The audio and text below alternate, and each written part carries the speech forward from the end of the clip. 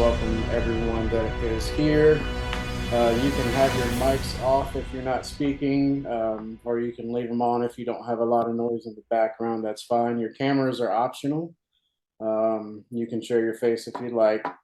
I would like to encourage participation. So if you have questions or comments or anything you'd like to add to the conversation, please be proactive.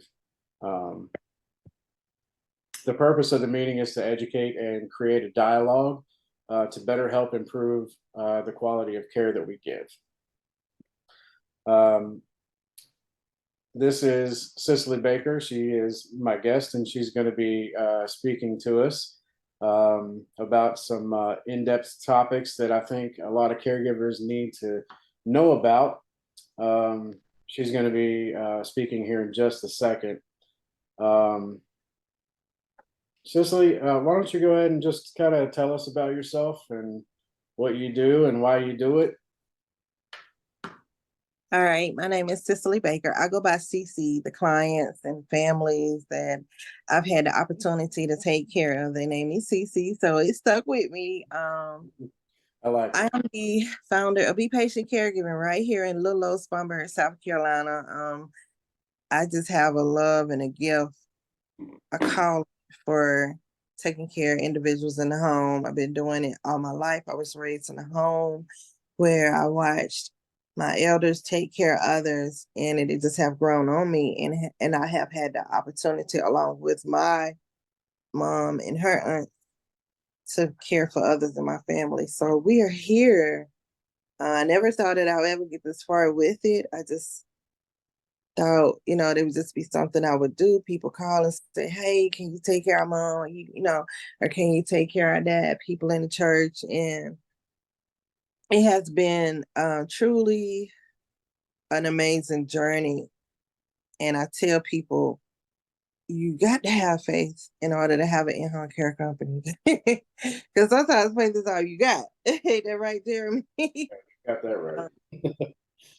So it is definitely a joy for us to be here and have an agency and be able to provide services on a bigger schedule, and to be able to touch so many lives in this journey, and just be a part of other people's households and become a household name. So that's why I'm here today, to share my knowledge and to help others obtain the knowledge that they need to provide a better one-on-one centered care for the individuals they're caring for and through your agency. Well, the first subject, if we're ready to go ahead and kick it off, I'd like to talk about home safety and first aid. And this is a huge subject. Of course, all these subjects are huge, but there's so many facets of home care uh, and in facilities as well. But you know, safety is definitely at the top of the list. So, Cicely, I'd like for you to talk about home safety and first aid, if you will, All please. right. So home safety and first aid, a lot of care providers don't realize how important that is. And it's the first thing that you should be talking about to your caregivers during the onboarding process. Providers should always talk about that in the meeting conversation with the clients as well, so you can prepare your caregivers for what they're going to have. So home safety and first aid comes first. So the home safety checklist comes first, checking everything that needs to be checked and talking to the family to provide the first aid needed. Putting provisions in place to create a better safe home environment, a better safe working environment for the caregiver just as well as the individual, which leads to less stress. So with the first aid, being able to provide first aid level on that level when it comes into the home, that means safety first. You're going to move rugs out the way. That could be fall risk. You're going to watch corners of nightstands when a individual's walking in the home, especially if you have a blind client. You have to make a way that's clear enough for them that they don't fall and get hurt. So that's your first aid. Making sure that if you do have sharp edges, kind of put something soft on them. Bed railings, make sure bed railings where they need to be, and make sure beds are locked. Providing first aid can be disinfecting the beds, cleaning the beds, which is like housekeeping, providing a germ-free environment, making sure that you're washing your hands in the home and you are using gloves in the home. That's first aid. All those things are first, and it's always good for workers to get first aid training as well. So you can have a certification. A certification, don't say, well, I'm certified. No, it's about the knowledge. Yes. Getting that knowledge and helping and heighten the knowledge that you already have is amazing. It's all about the knowledge, truly. You're showcasing yourself, you're adding it to your portfolio to say, hey, I'm an independent caregiver, and these are the things that I have studied. These are my skill set. And that's really what it's all about when you're providing home safety, because as you're in the home and the family has provided a safe environment, you're continuing what the family has already done. And you can bring things to their attention that may needs to be changed or could be a hazard or safety to their loved one that they may not be thinking about, but you are, because you went and got the trainings and you got the extra knowledge and skill, which in heighten which you already have. And it's always good to get with the families and ask, is it okay if I can offer, you know, but we're really not supposed to. You're supposed to give it to Jeremy, and then he sits down and talk to them when he come out and do a home assessment, or when he come out to do an assessment with you and the client to see how you guys are working together, and he's asking questions. And that's a really, really good way to get everybody involved and open up the door of conversation. If you have a wheelchair bound client, we need to inspect the wheelchairs as well. The medical equipment policies change from state to state. Most of the time when the caregivers inspect the wheelchairs, which they should, okay, and I'm glad they are. That's wonderful. Um, if the individual is renting the wheelchair through their Medicare from a medical equipment company, the medical equipment company is responsible. Then once the individual pay the wheelchair off, then yeah, they are subjected to all of the repairs and stuff. And that is wonderful that you, a provider, it's provides such a phenomenal medical equipment service. You rarely see that, and that is very helpful to the families and the individual using the wheelchair. You're taking away stress, because some people don't know, like, what am I gonna do? How am I gonna do this? It may be a first time caregiver, family member, or it may be a sandwich. Family member sandwich means that they're in between, they're the meat in between their spouses and their kids, and then they got their loved one, and then they're hiring agencies like you with phenomenal caregivers coming in providing a wonderful service. That means your caregivers are doing wonderful observations, and when they clock out, they should have, okay, what the activity they're providing, PCS, which is personal care services. Okay, and then there should be observations to checking off these observations, which line up with the care plan. And that's how you're able to create a plan of ADLs for that person. Not only do we need to inspect, any equipment, as far as wheelchairs, but we need to know how to operate them as well. That's also part of safety.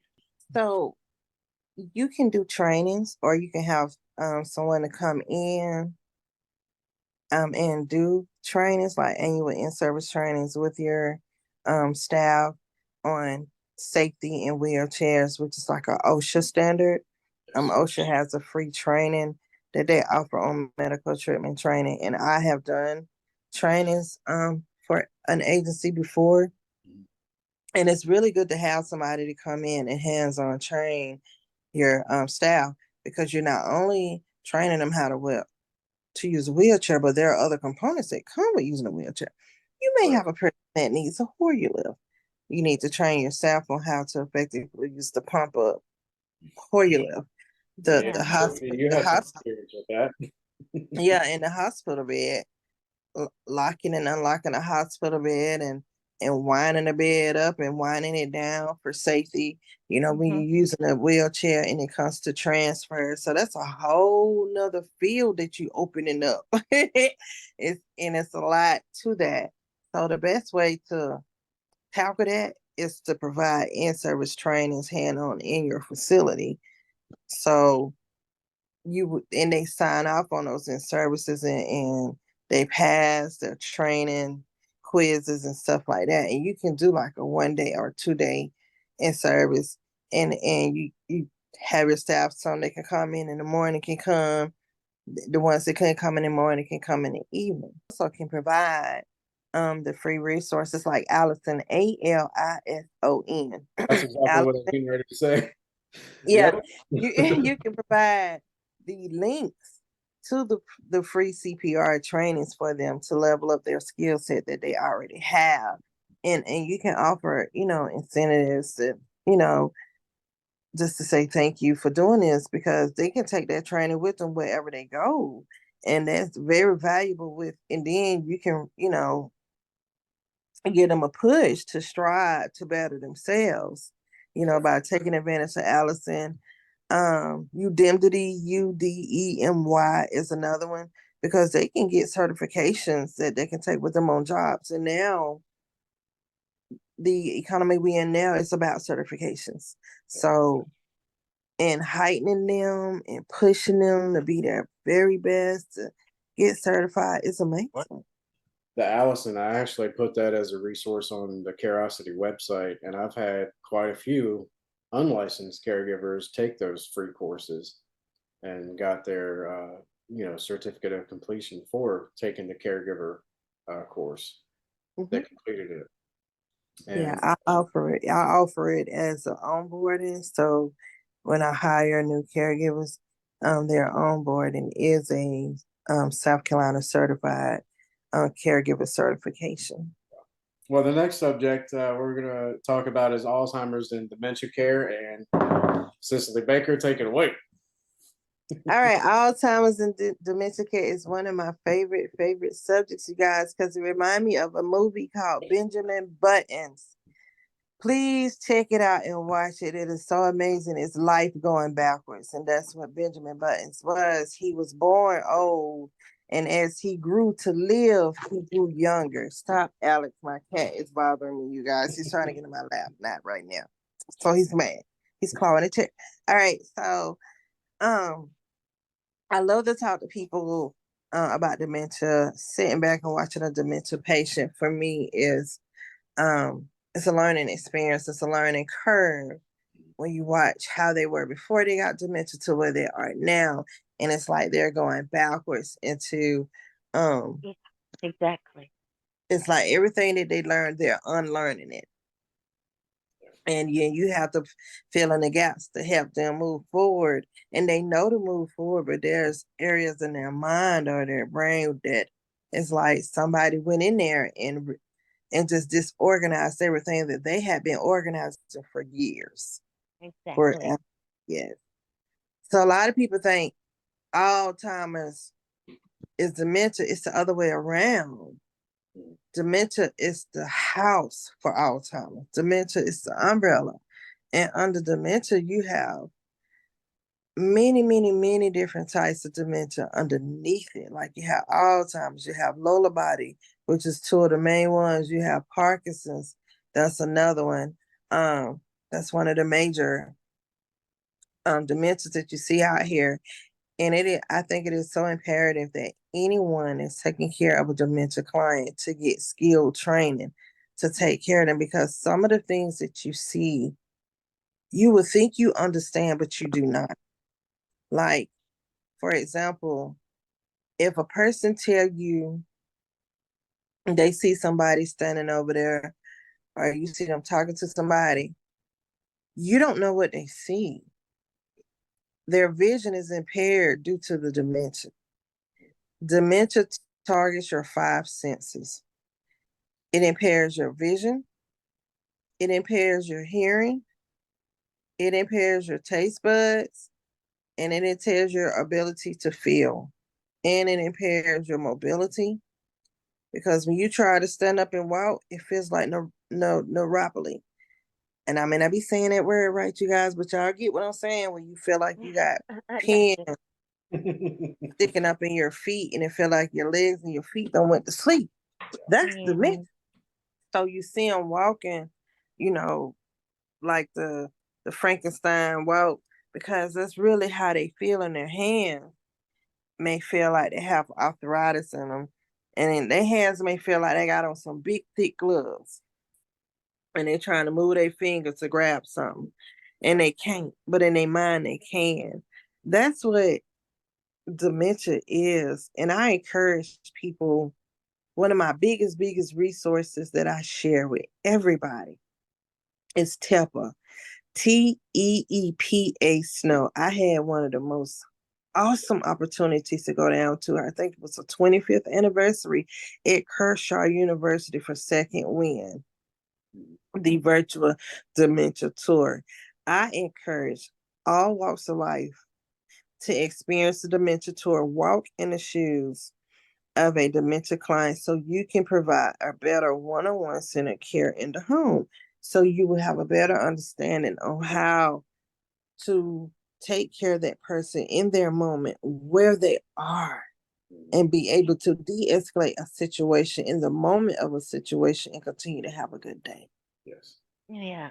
It's hard. I took care of a lady for 3 years, and towards the very end I would have to just walk out of the room and wait for a second and then go back in and start Yeah. over. And however many times I had to do that, but it worked. But Yeah. it didn't Yeah. always, I mean, it didn't always, but it worked most of the time. Right. And most of the time it will because their memory is short and those Yeah. moments are short. They're not Yeah. even going to remember, that it's, they're still trying to figure things out in their minds. So they're already preoccupied. And the best way to de-escalate is to back up and walk away or just calm down and listen more than anything. Yeah. And it hurts because we as caregivers, we don't want our clients screaming at us and yelling at us. Yeah. We don't want them calling us names because we do with the ones that are authentic and into what they're doing. It is hard to care for a person without your heart being involved. That's a fact. That's a fact. It is no way, shape, form, fashion you can do it and say, "Oh, I'm just getting paid," unless you in a facility and you got multiple clients and you just running through them doing what you got to do. Yep. But when you're one on one in isolation, that is your friend. You're their friend. They may see you more than they see others. Yeah. And spend more time with you. When you're not there, they miss your being because you're a part of their functionability. I encourage caregivers to get training so you can be more patient to situations that you don't really understand what's going on because it may not be as what it seemed to be. It may be actually something else. I know when I took the dementia tour, I definitely was a changed person. I never told a client they was hallucinating ever again. I started engaging them and talking to them about what it was that they were seeing. And it made a whole lot of sense and it made a whole lot of difference. When it comes to dementia care, it is very imperative to get skillful training. There's so much free stuff on Allison, Udemy, Udemy, especially YouTube University. Woo woo, free, honey. It's a whole lot of training, especially with UCL, like on there. That teaches you how to give baths to a dementia patient that's having a moment. They call it being combative. I'm just gonna say having a moment, okay? It teaches you how to get a dementia patient to eat when they don't want to eat. It teaches you how to get them to drink fluids when they need to drink fluids, or different things that your dementia patient may not want to do, or it's hard for others to get to do. Getting those skills and getting to know that dementia and know that patients what triggers them helps out a lot. Like with showers, prepare for the showers before doing the showers.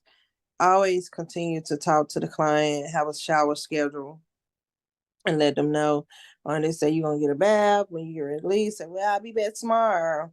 And then Thursday, you're gonna get a bath. Thursday is bath day. Prepare them for that. So when it's time to get ready to take that bath, they know what's going on. Make sure you have the bathroom prepared. The biggest fear for dementia clients in the bathroom is cold water. They do not want you to get in, put them in that shower, and then you think you're gonna turn on some cold water. They would never trust you to give them a bath again. This is over. You don't messed up, okay? Make sure the room is warm. Even though for us it's hot, it is not about us, it's about them. So you're finding ways to work with their dementia in a familiar place, a familiar feeling of taking a bath, how it would be if they was able to give themselves a bath. You got to understand that's what they remember and that's their long-term memory. So you have to create that space for them, get this bath done, and make sure the bath times are the same time every time. Do not ever change nothing different. Their soap, how you bathe them, stay in the bathroom with them. Don't leave their side. And make sure you're providing home safety in the bathroom, which is first aid. Making sure there's no fall risk, because the biggest fall risk with first aid and in home safety in the home in the bathrooms is in between the toilet and the tub. So make sure, if they don't have the bars, you're putting yourself in place to help brace them so they don't fall asleep or having, Use gate belts. huh? Use gate belts. Well, yeah, if you can in the shower, that's something to think about too, and bars and skid-proof rugs and stuff like that. So, there's a lot of things you can do to provide a better experience with a dementia patient, but you have to be patient and understanding enough and say, well, if it was me, how would I want my caregiver to care for me in this moment? Empathy is what it's all about. That is the heart of a caregiver, is empathy. Yep. 100%. Well, if no one has anything else to add to Alzheimer's dementia care, we will move on to the next subject. Anybody have anything else to add to that? I just No. want to say, like with my dementia patients, for her shower, if you tell her, you want to take a bath or something, that she doesn't want to. But we have figured out a way to get her in the shower. We just ask her to step over in the shower and we get her undressed there, and then she's fine with it. It's just the point of that word, shower or bath, causes her the fear that she don't want to do it. No. Yes, and that's a fear phobia. So I am saying toodles to you for being creative and being observant and observing her and understanding what's triggering her and a better way to provide a better experience for her. And that's really good. And congratulations to you for that. I like that. Thank you. And I mean, she gets a shower now like 3 times a week, where when I first got there, she had not had a shower in probably 3 months. She was doing just wash off in the sink. So Wow. she is totally doing a lot better. That is good that you changed that situation around for her to provide, Right. what she needs. That's good. Yes. Congratulations, Hope. Okay, girl, Thank you you. doing it. By the way, Hope, even though she is a contracted caregiver with Carosity, she actually owns her own home care company. Congratulations. What's the name of yours? It's Love by Hope. I like that. Love by Hope. Well, thank you. Yeah, I've been doing it for about 5 years, but I've been in nursing since 1985. So Okay. I'm an old person. I You was got 2 years some old. experience. You need to be my best friend. Hope Yeah. needs to be my best friend. I love that type of experience. Yeah. And you have a lot underneath your belt after you learn a lot of tricks of the Yes, you healthcare do. Yes, business. that's right. So Hope has definitely helped me out a lot with her. thank you, Jeremy. So I guess we're going to go ahead and move on to client hygiene and personal care. We were just talking about showers, and you guys were talking about being creative and alleviating fears and just making the client feel safe as far as showers. And that's honestly with any kind of care that we provide. making them feel safe, communicating effectively with our client when we do perform care. We need to let them know exactly what we're doing, when we're doing it, and what's going to happen. Uh, if you don't walk through steps, especially if it's a new client, if you're a new caregiver with a new client, they don't know you. You know, they just Yeah. Right. Yeah, go that ahead. is true. And you know, when you're doing that, you have to know what you're doing because clients can feel you. We are not robots. We are spiritual beings. Let's just keep that real. So they can feel you and know if you know what you're doing or not when you're, going Exactly. through those personal care steps. When I go in there, hey Susan, how you doing today, girl? We finna go over here and get you dressed. I'm gonna go ahead and get your clothes and lay them out for you. And I'm talking to her, I'm interacting with her, I'm catching eye contact with her, I'm allowing her the opportunity to speak back and talk with me and interact with me as I'm in the process of getting ready to provide this personal care, which is give her ease because she's like, yeah, I know my caregiver, yeah, I know Cece. She knows what she's doing, and they'll be more comfortable with you and more willing to allow you to provide that ADL Yeah. that they need. You don't want to go in and just start jerking around a client's arms, getting them dressed, because we Yeah. know the routine, but you just we have to remember that our clients are people. Uh, Mhm. Yeah. we need to treat them how we would want to be treated, and have that empathy. How would we feel if somebody came in the room and just started jerking on our arms and pulling our shirts off and without even Right. saying anything, Right. Um, so that definitely goes along with the hygiene and personal care. One thing I definitely want to mention about hygiene and personal care is it has to be a daily thing, especially with your total care clients. Oral care multiple times every shift. Uh, Exactly. Yeah. uh, face washing. I mean, everything. Mhm. Hygiene and personal care goes along with activities of daily living, ADLs. We have some clients that are independent. We need to learn what our clients' needs are as far as their hygiene and their personal care. So make sure, even if you're only going to be with that client for one day, get to know them like you're going to be with them Right. your whole life, Yeah. and make them feel. I've heard it said that people may forget your name, but they'll always remember how you made them feel. That's right. Exactly. Absolutely. And so that's my goal is when I'm working with a client, I want to make them feel good about themselves and life, no matter what's going on. Right. What exactly goes into hygiene and personal care? Well, I just mentioned we were talking about showers, bathing, bed baths, oral care. That's also moisturizing their skin, making sure that after a bath, put lotion on them. Yeah, Yeah, skincare is very important. their elderly skin loses its elasticity and strength, and that's why you see a lot of Moisture that elderly. dries out, they get skin tears. So it's very Yep. important that we help Yeah. keep their skin moisturized, use the right, type of creams to keep from them getting bad sores if they have any type of level of continence care that has to be provided. Make sure you get your right silicone creams and paste, to help provide comfort if they are experiencing any irritability with their skin. So yeah, skincare is very vital. Anything that you do, make sure it's done for your clients as well. And if they can do it themselves, sometimes people need reminders or promptings, whatever you want to call it. But that's what we're there for, to remind them, to prompt them with their activities of daily living, uh, with their own hygiene and personal care. And Right. I think it helps them if you let them do what they can do.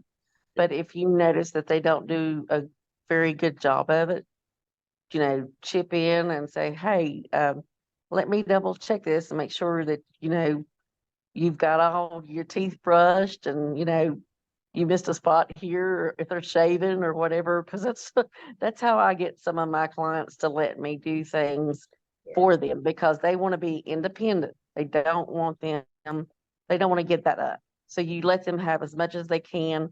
That way they have trust in you and also they have confidence in you that you're doing your job too. Absolutely. Right. Yeah. Encourage independence. You And know, it's always good, to provide manuals in the home, because I provide manuals. Like I get like the 3-ring binder and do a client handbook, and I create my own client handbook. Of course, we have the mission, vision, policies, and all that, blah blah blah. But I have a section in there for the caregivers to, while they're with the client, to I provide resourceful education in the home on those Correct. things. So the caregivers can be reading it and getting familiar with seeing those things, especially terms and definitions and stuff when you're talking to them. right. I think that's a really a good thing to do, provide the information there. You know, Yep. And with my clients, I do like an extra notebook for the caregivers, and Yeah, they write down everything. And also, vitals or anything that happens with them within their shift and things. That way, if somebody's been out a week, they can go back and read what has happened over that time in case something has changed on that client within that period too.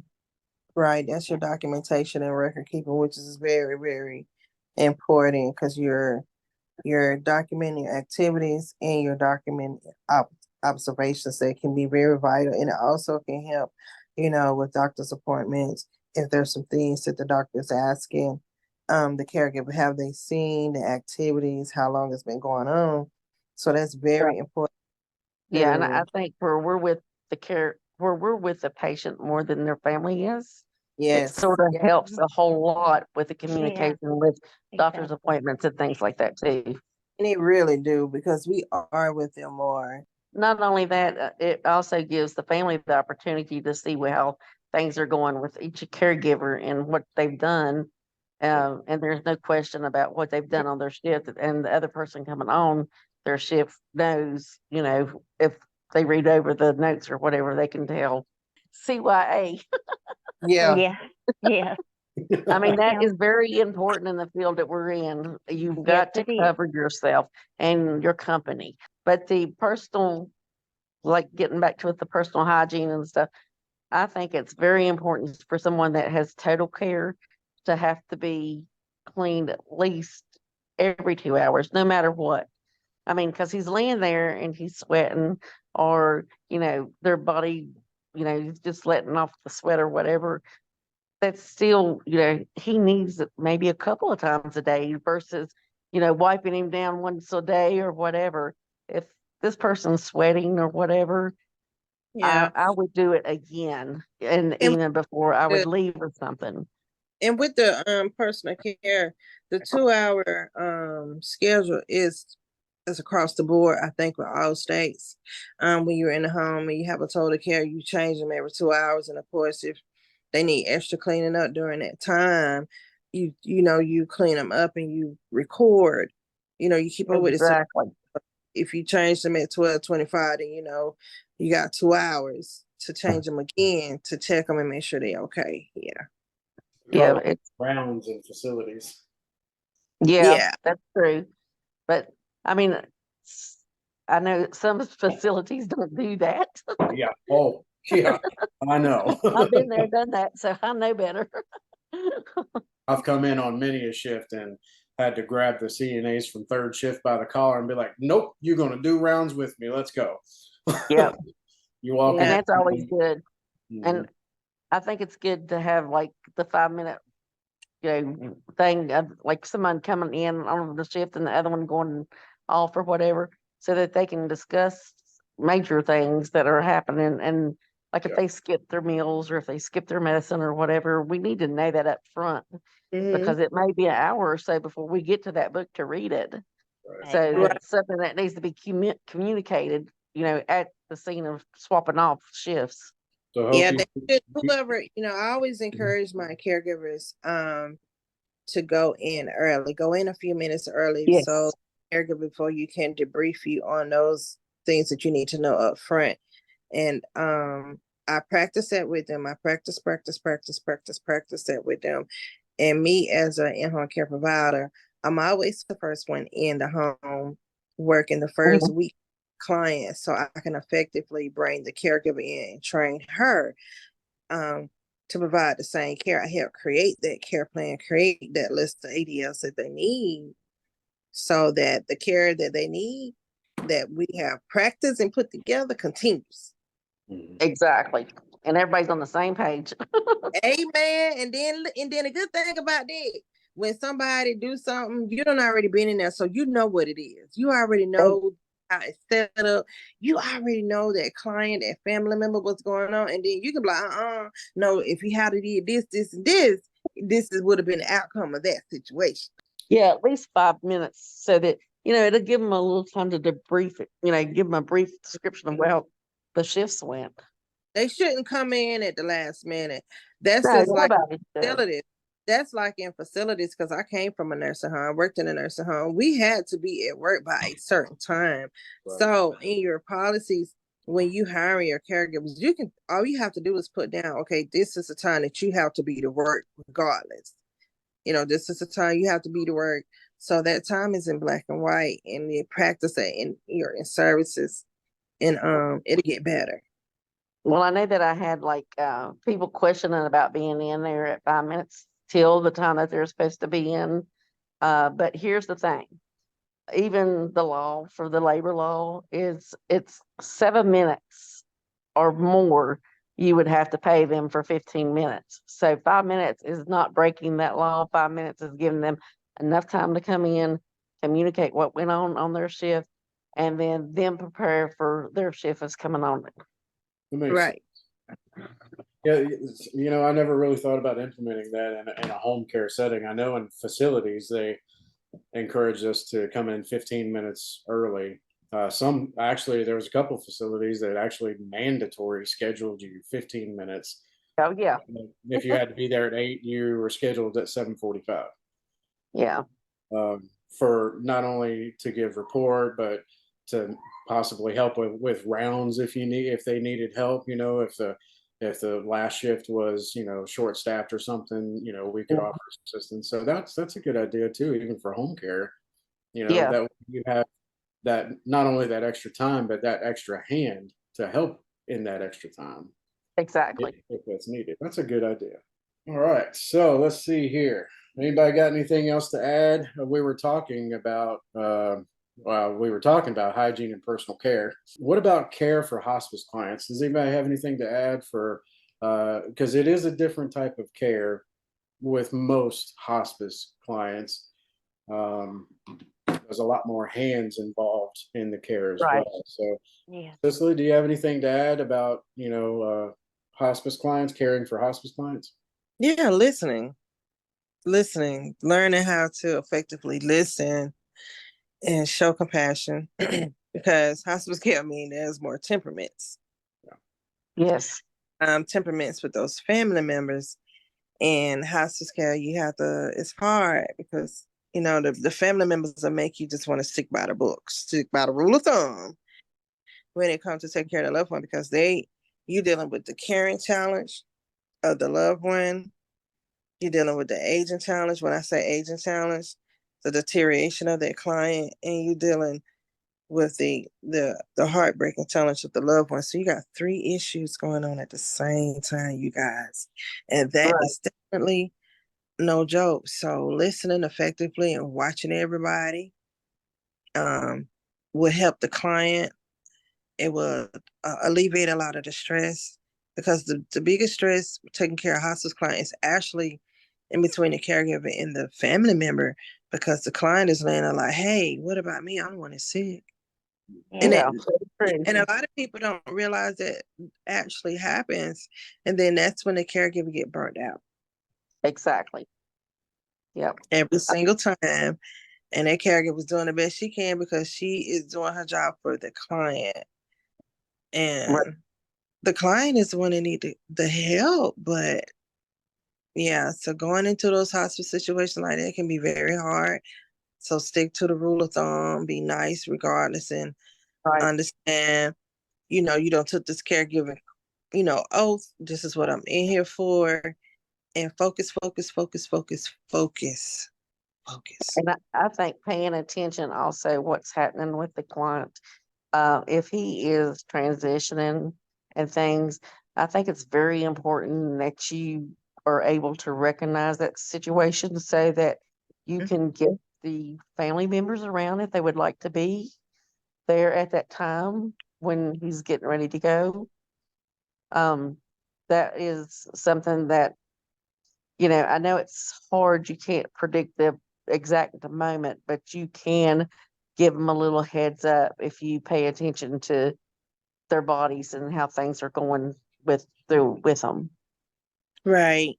Yeah, it's good to be educated on the transition process. I've got some, younger CNAs that haven't had the experience of end of life care, even though they've learned about it as a CNA. Um, they've never experienced it, and knowing about it and experiencing it are two different things. Exactly. I mean, if they have never experienced it, then it's, it may be shocking the first time. And, you're like, oh no, what did I do? And, it's a point that, they really need to know what they need to do at that time when it does happen. Respecting their wishes or the type Yes, of care you want at that time. It may not be something that you want to do, or you respecting their 5 wishes. It's just really respecting their space where they're at and what you see that's going on. Just respect it. It is what it is at that moment. Just get them that space. Well, the next subject I want to talk about is kind of near and dear to my heart, and that is elderly abuse. There's different types of abuse, and a lot of people don't really know these types of abuse, or that they are even the cause of certain types of abuse, such as emotional abuse towards an elderly person. So there's different types. There's physical abuse, emotional abuse, sexual abuse, financial abuse, and a lot of these happen more common than we realize. But a lot, especially in the home care setting, a lot goes undetected. But that is why I try to advocate and spread awareness of elderly abuse, and try to educate people on the signs of elderly abuse. Obviously there are some obvious signs, and then there's some not so obvious signs. We can such as emotional abuse. Those could be undetected by us. If you have a client that has been emotionally abused by family members or even other caregivers, there's going to be signs of it, but if you don't know what to look for, then you can't spot it. And emotional abuse is definitely one that's difficult to detect, because in the elderly, there's so many reasons why they could be, withdrawn. It could be, even if they are withdrawn, it could not be of abuse. It could be because they're just depressed because of their health situation. That's what makes it difficult to spot and detect that kind of abuse.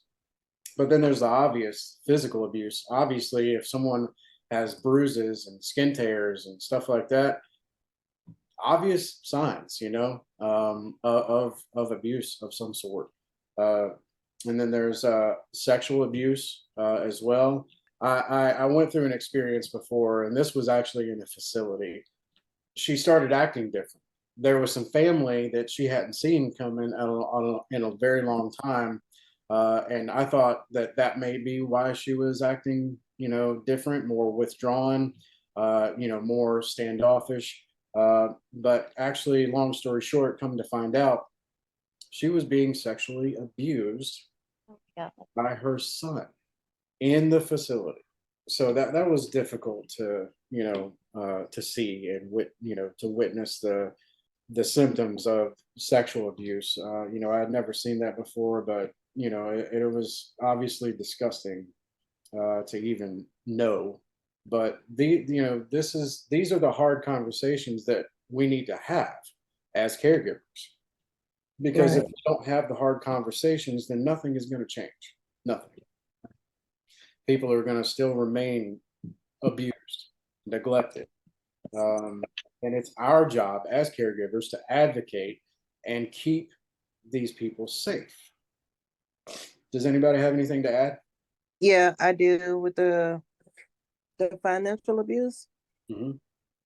It's very tricky. Sometimes you don't even know it's financial abuse until you really spend a lot of time with that person, because financial abuse can be the client living in the home with family members, and the family member can be financially abusing the client by overly, like, excessively using their car, Yeah. or making them pay for things that they making them feel guilty, like a manipulation type deal, to manipulate them to pay for things for them that they think they're responsible for and they're not. So they're going through financial hardships because they're doing this for this child or this person, and it's really financial abuse. It really is. Especially if it's taken from them and their livelihood and what they need to survive. Well, if you guys are interested in more about abuse, elderly abuse, I do have resources on the Carosity website. It's carosity.care, and you can click on the resource tab, and you'll see elderly abuse resources. That'll teach you more about the signs, symptoms, and how to handle elderly abuse, and even how to spot that you may be the one causing or abusing and not even really realizing it. A lot of times the words that we say and how we say it can be a form of emotional abuse to these elderly people. So Yeah, I think verbal abuse is very common in nursing homes. yes, And also, I have seen not only like physical abuse between a husband and a wife in a nursing home. I know for myself, when I seen it happen, I was like, okay, I'm reporting this because that's my job. If you see abuse and I mean, you literally know it is abuse, it is our job to protect them clients. It's not, we shouldn't just like, well, let it go this time. Maybe it won't happen again or whatever. It should be it should be told no matter what. Um, because, and I don't care if it is the husband and wife situation or whatever.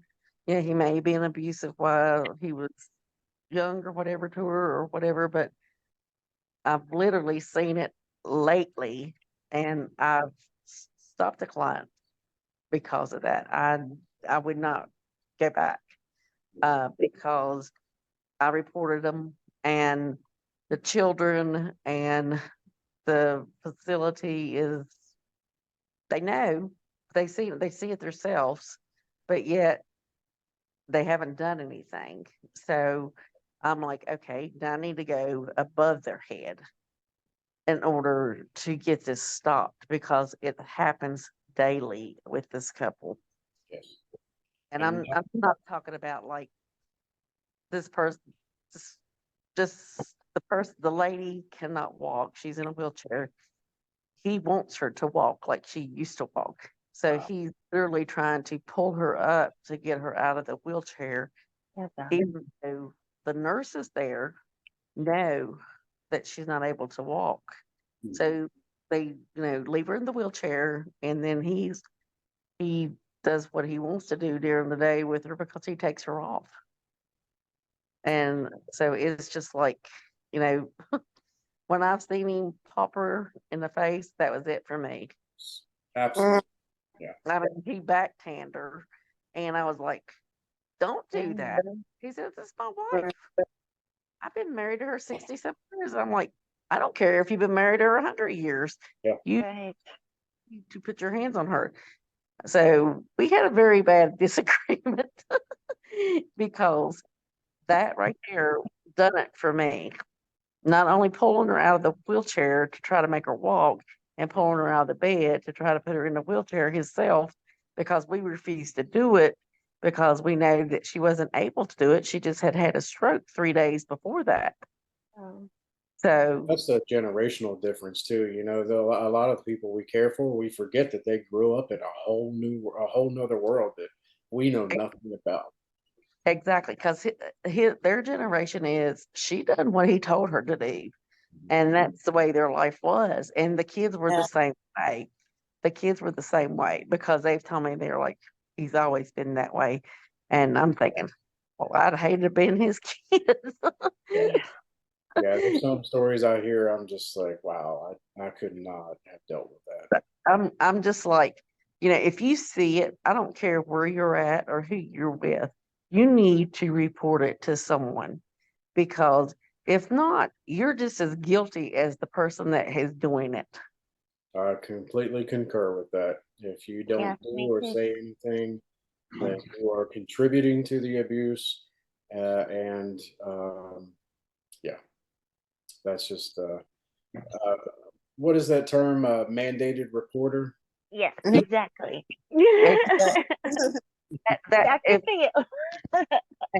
as one of the caregivers, that's what we're mandated to report stuff that we see that is not right in anybody's life that we are taking care of. It doesn't matter how small we think it is, it may eventually be something humongous before they can get any help for it. Right. It's true. If we got about maybe 5 or 10 more minutes, one thing that I have noticed that doesn't really get talked a lot about in home care is the food, the nutrition. And I've had this issue come up with several clients where they love their caregiver, but they can't cook. Yeah, I've done that, heard that. Yeah, yeah. They love them to death, but they'd rather just go out to eat or something than have them cook. Which I guess some people just really can't. But we should, as caregivers, have a basic knowledge of food and nutrition. We need to understand what a balanced meal is, what nutrition that elderly people do need on a daily basis. And we also need to understand meal preparation as far as handling food safely so we don't contaminate the food. There's such thing as called cross contamination. We need to make sure we're washing our hands, wearing gloves if handling raw meat or something like that. Just it's just like performing care. You're going to want to wash your hands each new thing that you do. Um, you don't want to wear the same pair of gloves, that you handle raw meat with, and then go perform care with those same pair of gloves. Cross contamination, and it's because people aren't educated on how to handle food safely. So that's a big thing is learning about meal preparation, nutrition guidelines for elderly people, and also learning the difference in different diets. Because some clients may be on thickened liquids, and you need to understand why they're on liquids that need to be thick because they are what we call they can aspirate. Right. Yeah. And that is where food and liquid will go into the lungs instead of into the belly. And that can obviously cause a lot of damage, pneumonia, suffocation, all of that. So we need to understand that our meal preparation is more than just meal preparation, you know? Right. And a lot of times, families when they have in-home health care, they can ask for speech therapy to help with that. A lot of people don't understand that speech therapy help with swallowing issues, teaching the client and the caregiver how to do swallowing mechanisms with the client so they can be able to eat their food. They may be on a puree, different levels of puree, chopped puree, fine food puree, liquid, smooth, whatever the case may be. So that goes back to the ADLs. They go back to the ADLs and meal preparation and understanding what meals these that you can provide for this client and what nutrition they can have because they may have high blood pressure, high cholesterol, liver issues, kidney issues, sugar diabetes. We just don't know. So that goes all the way back to the beginning, which is the ADLs and meal preparation. Yeah. Assessments and reassessments, and there is a lot that goes into helping people have or maintain quality of life. It's a lot, but that's what we sign up for when we are becoming caregivers. Some of my patients, they love that salt shaker.